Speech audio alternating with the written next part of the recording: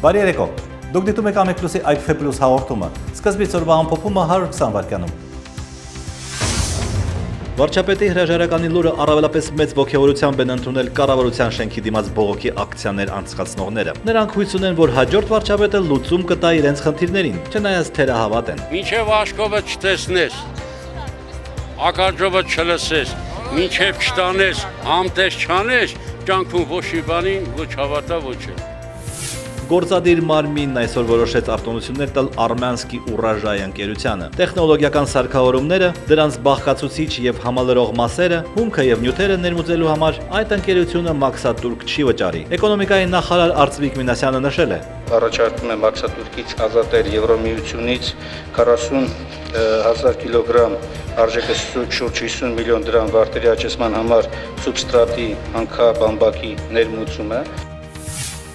Նախորդ տարվա նոյեմբերի 25-ին Նորք Մարաշում վնասազերծված հանցավոր խմբի գործից անջատված մասով այսօր Կենտրոն եւ Նորք Մարաշ վարչական շրջանների ընդհանուր իրավասության դատարանը հրապարակեց դատավճիռը։ 4 ամբաստանյալներ դատապարտվեցին 1.5-ից 3 տարվա ազատազրկման, համապատասխան վարձատրության դիմաց զենք, զինամթերք եւ պայթուցիկ նյութեր հայթայթելու եւ իրացնելու համար։ Ամբաստանյալները միջնորդեցին, որ իրենց չտեսանեկարահանեն։ Սեպտեմբերի 8-ից 11-ը Երևանում տեղի կունենա ճապոնական մարտարվեստների բուդո փառատոնը։ Ցուցադրական ելույթներով հանդես կգան Հայաստանի ձյուդոյի, այկիդոյի, կարատեի ֆեդերացիայի 200 մարզիկներ եւ Ճապոնիայից ժամանած 5 սենսեյներ։ Փառատոնին կմասնակցի նաեւ Հայաստանի Հանրապետությունում Ճապոնիայի արտակարգ եւ լիազոր դեսպան Էյջի Տակուչին։ Լույս է տեսել ամերիկամնակ երգչուհի, բանաստեղծուհի Սեդա Ղարիբյանի «Իմ աշխարհը» բանաստեղծությունների ժողովածում, որտեղ ամփոփված են նրա վերջին 15 տարիների ստեղծագործությունները։ Սեդա Ղարիբյանի դիտարկմամբ իր ստեղծագործությունները բավականին ճանաչված են եւ սիրված, միայն թե հաճախ իր բանաստեղծությունները վերագրում են այլ ստեղծագործողներին։ Ուրիշ բանաստեղծների նկարներ էին դնում այդպես, այո, Շիրազ, Սևակ։ Ազգային ժողովի հանրապետական պատգամավոր նախկին վարչապետ Խոսրով Հարությունյանը թերթ-ի հետ զրույցում անդրադարձավ վարչապետ Հովիկ Աբրահամյանի հրաժարականի հարցին եւ Հայաստանի նախագահ Սերժ Սարգսյանի մատնանշած ազգային համաձայնության իշխանության ձևավորմանը։ Նա դժվարացավ ասել, թե ազգային համաձայնության իշխանության ներկայումս որ փուլն է, սակայն անհրաժեշտ եւ պահանջարկված համարեց պետական կառավարման համակարգում նոր փայլուն դեմքերի հայտնվելը, որոնք թեկուզ կարող են լինել ոչ փորձառու, բայց լուսավոր դեմքեր։ Սասնածռեր խմբի անդամ Պավլիկ Մանուկյանին դատապարտյալների հիվանդանոցից տեղափոխել են Էրեբունի բժշկական կենտրոն վիրահատելու համար։ Այդ մասին ասաց Պավլիկ Մանուկյանի փաստաբան Հարություն Բաղդասարյանը։ Հարցին, թե արդյոք տեղի կունենա այսօր վիրահատությունը, փաստաբանն ասաց հավանաբար ոչ, այսօր Պավլիկ Մանուկյանը կենթարկվի հետազոտության։ Ենթադրվում է, որ վիրահատությունը տեղի կունենա վաղը։ Վալերի Պերմյակովի փաստաբան Էդուարդ Աղաջանյանը վերաքննիչ բողոք է ներկայացրել առաջին ատյանի դատարանի որոշման կապակցությամբ։ Էդուարդ Աղաջանյանը News-am-ի թղթակցի զրույցում հայտնել է, որ վերաքննիչ բողոքը ներկայացրել է սեպտեմբերի 7-ին։ Չեմ կարող բացահայտել բողոքի բովանդակությունը, կասեմ ընդամենը, որ այն վերաբերում է սահմանն անցնելու անօրինական փորձին, նշել է փաստաբանը։ Օրվա լրահոսը։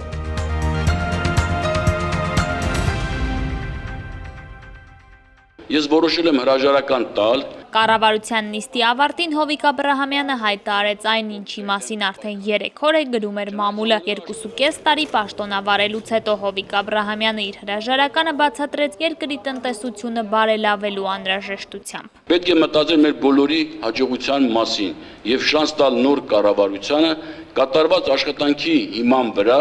եւ նոր մոտեցումներով համախմբելու հասարակությանը։ Հայաստանի 13-րդ վարչապետը վստահեցրեց իր ղեկավարած կառավարությունը բաց է եղել բոլորի առաջ։ Գիտական թե հողի աշխատավոր, արվեստաբան թե առևտրական,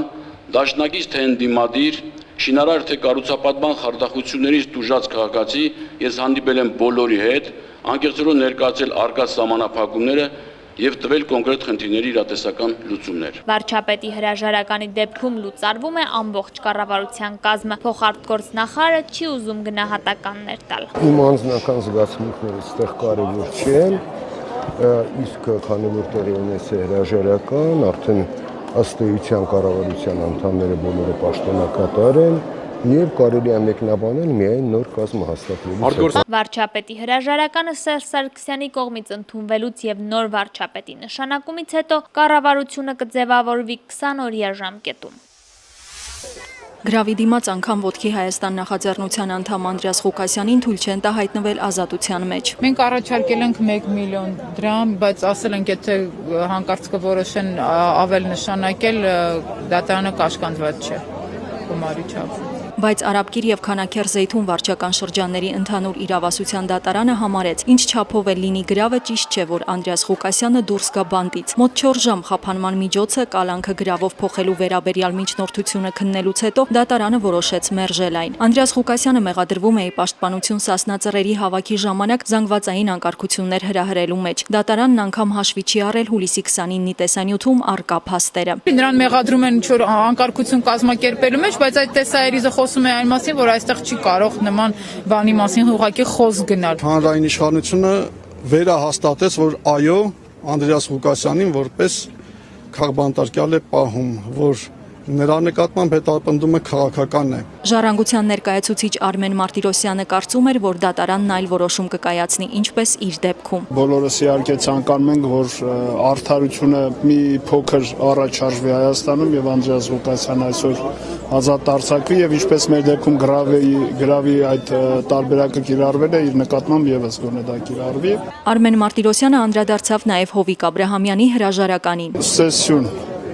հին կառավարությանը, բայց նա ոչինչ չտվեց Հայաստանին, ինչպես եւ նշանակվելուց ասել է, եւ չէր կարող տալ, ինչպես եւ չի կարող տալ նոր կառավարությունը, որովհետեւ Հայաստանում մենք ունենք համակարգային խնդիր։ Նա նաեւ ենթադրում է, թե որը կլինի Հովիկ Աբրահամյանի հաջորդ պաշտոնը։ Ես կարծում եմ Հովիկ Աբրահամյանին նորից կտան մի շատ իշխանության տեսանկյունից պատվաբեր գործ, հասարակության տեսանկյունից եւ աշխարհի տեսանկյունից անպատվաբեր գործ, ամենայն հավանականությամբ հաջորդ 17 թվականի ընտրությունները եւս ինքը իշխանության համար կղեկավարի, շտաբի պետ կլինի։ Ավելացնենք, որ պաշտպանական կողմը պատրաստվում է բողոքարկել Անդրեաս Ղուկասյանին գրավի դիմաց ազատ չարձակելու որոշումը դատական մյուս ատյաններում։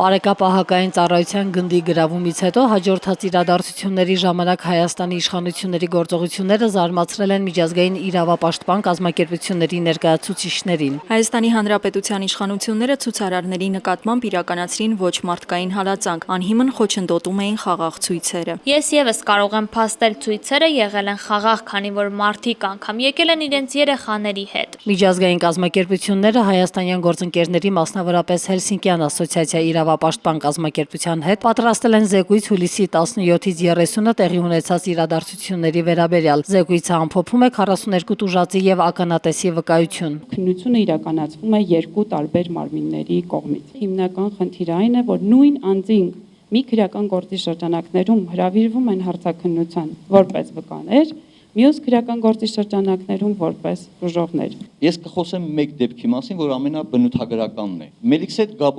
Փանոսյանը չի մասնակցել ընդհանրապես զորույցի հավաք։ Մոմիկ Վարդանյանը նույնպես։ Նրանք իր ընկերների հետ մշակութային միջոցառումից հետո դուրս են եկել Սայաթնովայի փողոցը,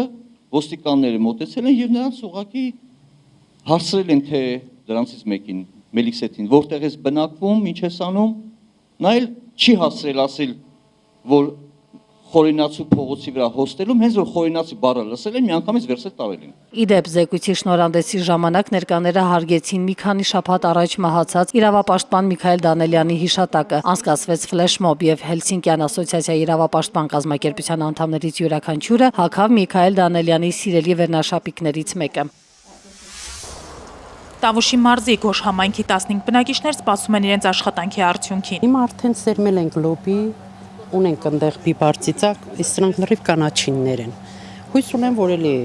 կհավաքեմ 1.5 տոնից մի բան ավել հələ համոզված եմ, որ կհավաքեմ, որտեղ անցած տարի եմ սենց արել ու հավաքել եմ։ Մխիթար Գոշ կանանց կոոպերատիվի անդամ 15 կանայք բերք են մշակում ջերմոցում, որը ստեղծվել է Oxfam Հայաստանի պարենային անվտանգության բարելավման ծրագրի շրջանակներում։ Կոոպերատիվն արդեն 2 տոննա 300 կիլոգրամ լոլիկ է հավաքել։ Կամուտը շատ չի, որովհետև ջերմոցը ջերուցում չունի։ Այս տարի փորձեցինք փետրվար ամսին ցրտահարվեց, չկարողացանք պահել,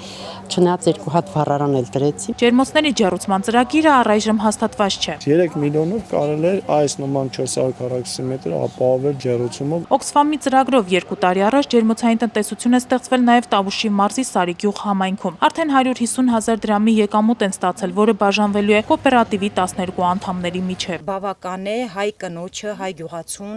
իրեն ամենօրյա հոգսերը հոգալու համար։ Պարենային անվտանգության ծրագիրը Oxfam-ն իրականացնում է Տավուշի եւ Վայոց ձորի մարզերում Եվրամիության ֆինանսավորմամբ։ Իդեպ Oxfam Հայաստանը կառավարությանը ներկայացրել է պարենային անվտանգության ռազմավարությունը, որը պետք է խթանի տեղական արտադրությունը եւ սպառումը։ Նախագիծը դեռ կառավարությունը չի հաստատել։ Հովիկ Աբրահամյանի կառավարությունը հրաժարական է տվել։ Անկախ նրանից, թե ինչ պատճառներով է կատարվել այդ քայլը, մենք կարող ենք փաստել, որ կառավարության փոփոխությունը ժամանակ առ ժամանակ դառնում է միջոց որոշակի լարվածություն լիցքաթափելու համար, կամ գուցե այս դեպքում դրա համար կան նաև այլ պատճառներ։ Օրվա գլխավոր թեման։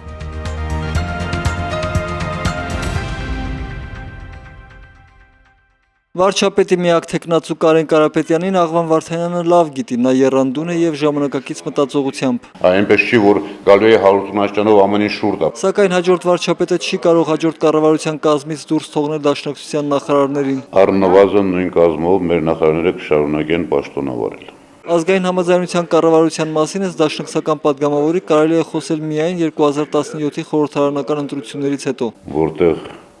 ամենայն հավանականությամբ ուզում եմ այդպես հավատալ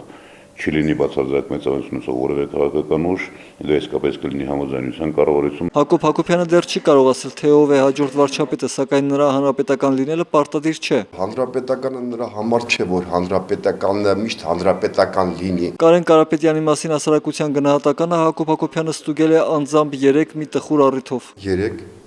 ես գտնվում էի Պանիխիդայում, այդպես,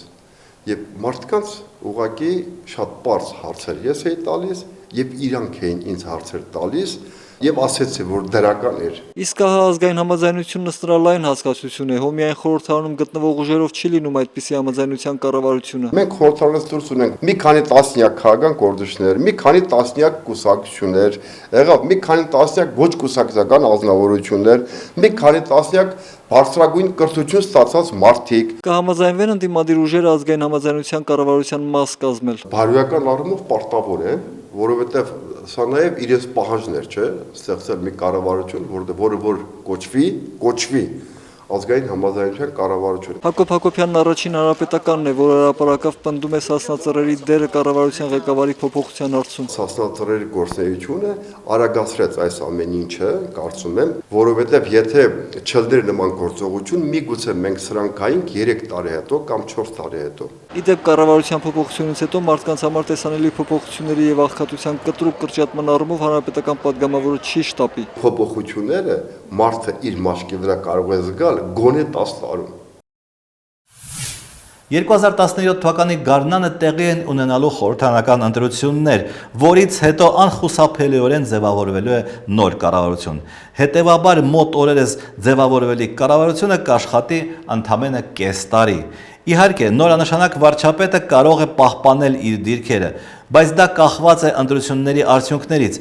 որոնք սակայն կանխորոշելը դժվար չէ։ Չնայած պետք է ասել, որ այդ երկու պրոցեսները, ընտրությունները եւ կառավարության ձևավորումը իրար հետ փոխկապակցված են, որքան վստահելի լինի նոր կառավարությունը, այնքան հեշտ կլինի իշխող կուսակցությանը հայտարարել, որ անցկացվում են եւ անցկացվելու են արմատական բարեփոխումներ եւ դա գուցե չի հանդիպի ընտրողների ակտիվ դիմադրությանը։ Սրանք իհարկե զուտտեսական սխեմաներ են կամ ավելի ճիշտ գուցե հաշվարկներ, որոնցով առաջնորդվում է իշխանությունը։ Ամենակարևոր բացը, որը նկատելի է Հայաստանի բոլոր կառավարությունների փոփոխության պարագայում, այն է, որ պաշտոնապես չի հայտարարում, թե ինչու է այս մի վարչապետը իր թիմով գնում, ինչ մեղքեր է գործել, ինչ սխալներ է թույլ տվել եւ հատկապես որ սխալները պետք է ուղղի նոր վարչապետը։ Ընդհանուր խոսքերը կոռուպցիայի վերացման եւ ավելի արդյունավետ կառավարման մասին կարծես թե բավարար չեն։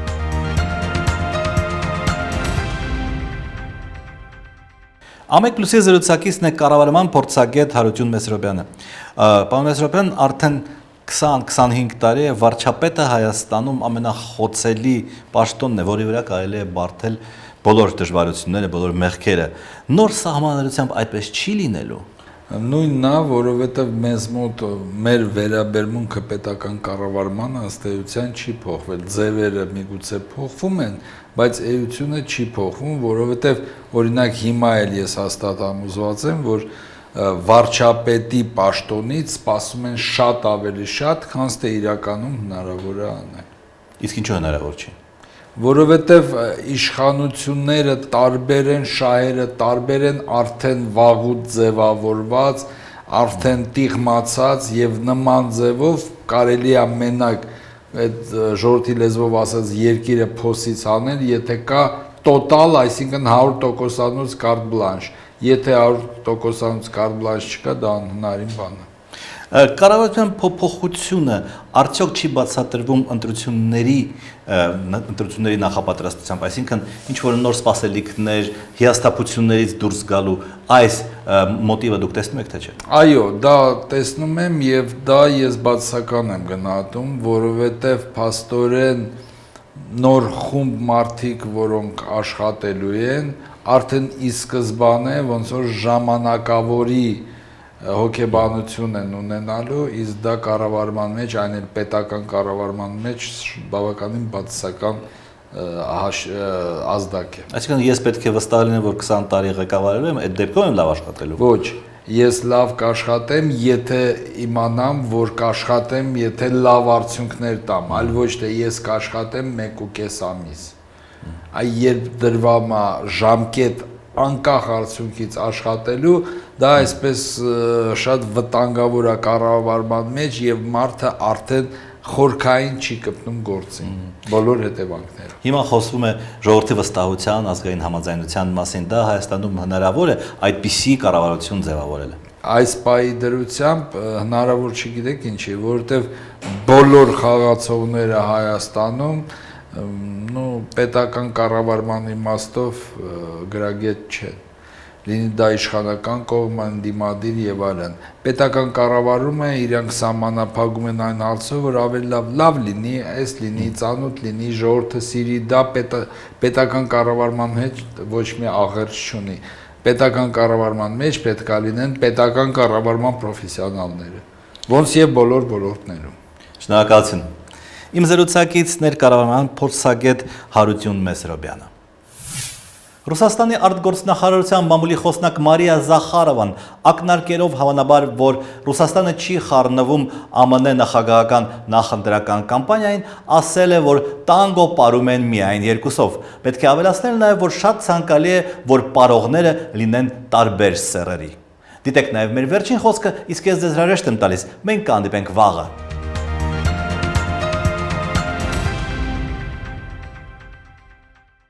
Я смотрю на избирательную кампанию в Соединенных Штатах Америки, и мне все время хочется сказать, что парные танцы танцуют вдвоем, а не втроем. Вот я бы на этом и остановилась. Это парный танец.